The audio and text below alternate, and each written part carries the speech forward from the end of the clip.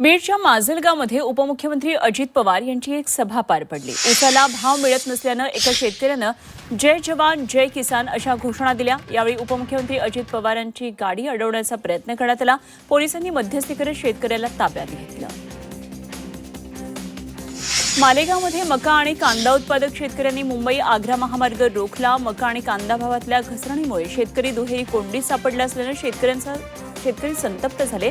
शासकीय मका खरेदी करावा, कांद्याला हमी भाव द्यावा अशी मागणी करत शेतकऱ्यांनी रास्ता रोको करून शासनाला निवेदन दिलं।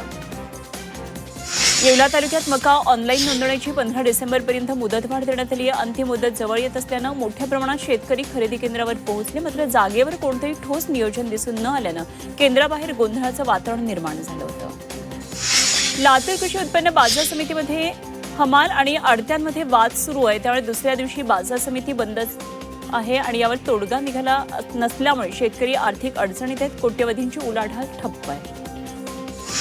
पुण्याच्या शिरूरमध्ये अज्ञात व्यक्तीनं डाळिंबाची 1300 झाडं तोडली, त्यामुळे शेतकऱ्याचं लाखो रुपयांचं नुकसान झालं। अशा प्रकारे नुकसान करणाऱ्या समाजकंटकावर पोलिसांनी कडक कारवाई करण्याची मागणी शेतकऱ्यांनी केली।